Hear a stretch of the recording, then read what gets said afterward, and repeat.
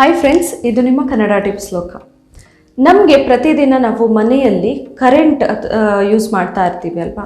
So current use ಮಾಡುವಾಗ current usage ಕಡಿಮೆ ಮಾಡಬೇಕು, ಹಾಗೆಯೇ ಕರೆಂಟ್ ಬಿಲ್ ಕೂಡ ಕಡಿಮೆ ಬರಬೇಕು ಅಂತಾದರೆ ನಾವು ಕೆಲವೊಂದು ಟಿಪ್ಸ್ಗಳನ್ನು ಫಾಲೋ ಮಾಡಬಹುದು. ಈ ಟಿಪ್ಸ್ಗಳನ್ನು ಫಾಲೋ ಮಾಡೋದ್ರಿಂದ ಕರೆಂಟ್ ಯೂಸೇಜ್ ಕೂಡ ಕಡಿಮೆ ಆಗುತ್ತೆ, ಹಾಗೆಯೇ ನಮಗೆ ಕರೆಂಟ್ ಬಿಲ್, ಎಲೆಕ್ಟ್ರಿಸಿಟಿ ಬಿಲ್ ಕೂಡ ತುಂಬಾ ಕಡಿಮೆ ಬರುತ್ತೆ. ಯಾವುದು ಆ ಟಿಪ್ಸ್ಗಳು ಅಂತ ನೋಡಬೇಕಂತ ಹೇಳಿದರೆ ಈ ವಿಡಿಯೋನ ಕೊನೆ ತನಕ ನೋಡಿ. ಹಾಗೆ ಕನ್ನಡ ಟಿಪ್ಸ್ ಲೋಕ ಚಾನಲ್ನ ನೀವಿನ್ನೂ ಸಬ್ಸ್ಕ್ರೈಬ್ ಮಾಡಿಲ್ಲ ಆದರೆ ಸಬ್ಸ್ಕ್ರೈಬ್ ಮಾಡಿ, ಹಾಗೆ ಪಕ್ಕದಲ್ಲಿರುವ ಬೆಲ್ ಐಕಾನ್ನ ಕ್ಲಿಕ್ ಮಾಡಿ.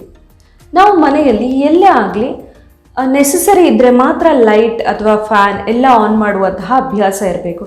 ಕೆಲವೊಬ್ಬರಿಗೆ ಅಭ್ಯಾಸ ಇರುತ್ತೆ, ಲೈಟ್ ಅಥವಾ ಫ್ಯಾನ್ ಆನ್ ಮಾಡ್ತಾರೆ ಅಥವಾ ಯಾವಾಗಲೂ ಆನ್ ಮಾಡ್ತಾರೆ, ಬೇರೆ ಏನೋ ಕೆಲಸ ನೆನಪಾಗುತ್ತೆ ಹೋಗಿಬಿಡ್ತಾರೆ, ಆಫ್ ಮಾಡಲ್ಲ.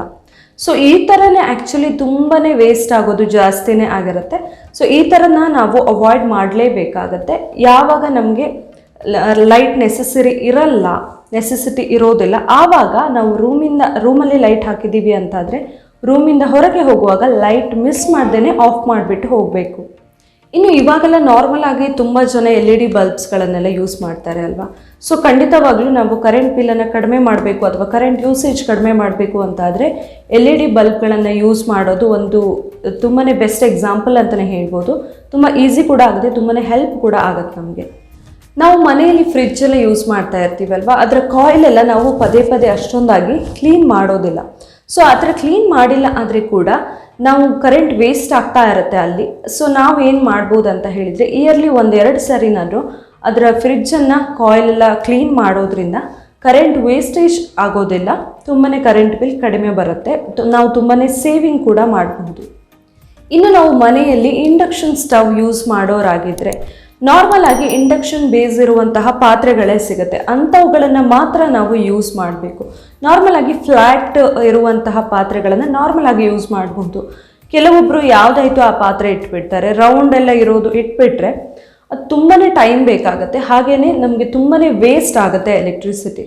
ಸೊ ಅದನ್ನು ಕೂಡ ನಾವು ಅವಾಯ್ಡ್ ಮಾಡಬೇಕಾಗತ್ತೆ. ನಾವು ಆದಷ್ಟು ಮನೆಯಲ್ಲಿ ಸನ್ಲೈಟ್ ಯೂಸ್ ಮಾಡೋದನ್ನೇ ಅಭ್ಯಾಸ ಮಾಡ್ಕೊಳ್ಬೇಕು. ಆದಷ್ಟು ಕಿಟಕಿಯ ಕರ್ಟನ್ ಎಲ್ಲ ತೆಗೆದಿರೋದು, ಕಿಟಕಿನ ಓಪನ್ ಮಾಡೋಕ್ಕೆ ಆದರೆ ಓಪನ್ ಮಾಡಿ ಇಡೋದು. ಈ ಥರ ಮಾಡೋದ್ರಿಂದ ಏನಾಗುತ್ತೆ, ನ್ಯಾಚುರಲ್ ಸೂರ್ಯನ ಬೆಳಕು ಮನೆಯೊಳಗಡೆ ಬಿದ್ದಾಗ ನಮಗೆ ನ್ಯಾಚುರಲ್ ಬೆಳಕೆ ಸಾಕಾಗುತ್ತೆ. ಆವಾಗ ನಮಗೆ ಕರೆಂಟ್ ಖರ್ಚು ಕಡಿಮೆ ಆಗುತ್ತೆ. ಆ್ಯಕ್ಚುಲಿ ಲೈಟ್ ಎಲ್ಲ ಹಗಲಲ್ಲಿ ಅಷ್ಟೊಂದು ಬೇಕಾಗೋದಿಲ್ಲ. ಹಾಗೆಯೇ ನಾವು ವಿಂಡೋ ಎಲ್ಲ ಓಪನ್ ಮಾಡೋದ್ರಿಂದ ಏನಾಗುತ್ತೆ, ನ್ಯಾಚುರಲ್ ಗಾಳಿ ಬರ್ತಾ ಇರುತ್ತೆ ಅಲ್ವಾ. ಸೊ ಆ ಥರ ಆದಾಗ ಕೂಡ ನಮಗೆ ಫ್ಯಾನ್ ಎಲ್ಲ ಅಷ್ಟೊಂದು ನೆಸೆಸಿಟಿ ಇರೋದಿಲ್ಲ. ಇನ್ ಕೇಸ್ ನಾವು ನೈಟ್ ಎಲ್ಲ ಮಲಗುವಾಗ ಫ್ಯಾನ್ ಹಾಕ್ಕೊಂಡ್ರೂ ಕೂಡ ಡೇ ಟೈಮಲ್ಲಿ ಆದಷ್ಟು ಫ್ಯಾನ್ ಎಲ್ಲ ಹಾಕೋದನ್ನು ಅವಾಯ್ಡ್ ಮಾಡಬಹುದು, ನ್ಯಾಚುರಲ್ ಗಾಳಿನ ಬರೋಕೆ ಬಿಡೋದ್ರಿಂದ. ಇನ್ನು ಕೆಲವೊಂದು ಸಾರಿ ಏನಾಗುತ್ತೆ, ನಾವೆಲ್ಲಾದರೂ ವೆಕೇಷನ್ಗೆಲ್ಲ ಹೋಗ್ತೀವಿ, ಊರಿಗೆಲ್ಲ ಹೋಗ್ತೀವಿ, ಒಂದು ವಾರನೋ 15 ದಿನನೋ ಅಲ್ಲ. ಕೆಲವೊಂದು ಸಾರಿ ಏನಾಗುತ್ತೆ, ಎಲ್ಲೋ ಒಂದು ರೂಮಲ್ಲೋ ಬಾತ್ರೂಮಲ್ಲೋ ಕಿಚನಲ್ಲೋ ಗೊತ್ತಾಗ್ದೇ ಲೈಟ್ ಸ್ವಿಚ್ ಎಲ್ಲ ಆನ್ ಮಾಡಿ ಇಟ್ಟಿರ್ತೀವಿ.